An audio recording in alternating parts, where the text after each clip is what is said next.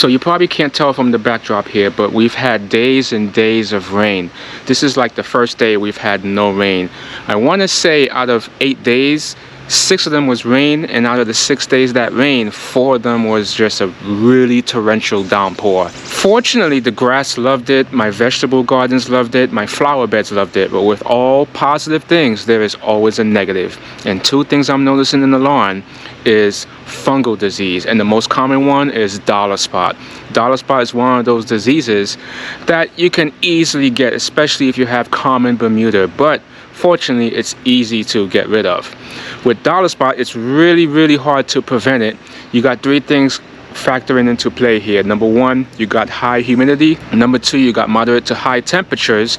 And number 3, you got some type of moisture involved. Usually the moisture aspect of it, you can have some control, but you cannot control Mother Nature. But most of the time, what's contributing to the dollar spot is poor drainage.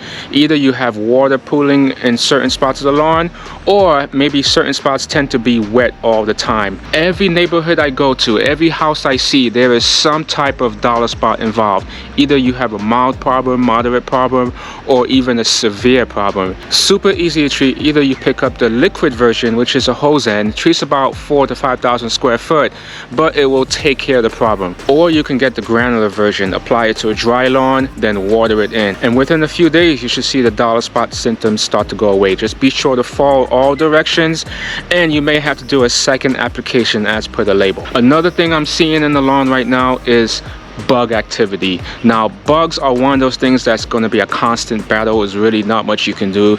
All you can really do is just take care of the ones you have on property and take measures to prevent it. But what's more concerning for me, ever since I got this pool, I'm seeing increased activity, especially from June bugs.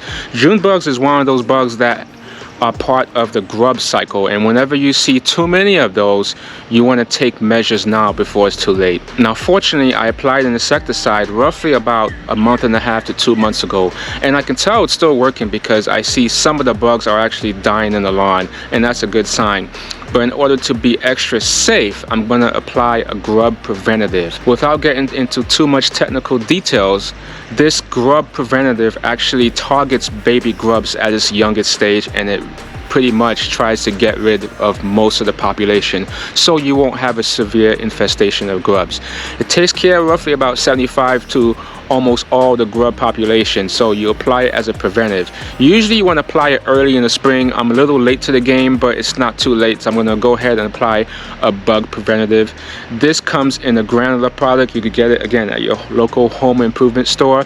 Very easy to apply, and usually you only have to worry about it once a year. So as I mentioned before, with the increase in rain, we're going to have an increase in bug activity, and I am a big fan of the mosquito sniper system. I made a video about it. You can tune to it right here.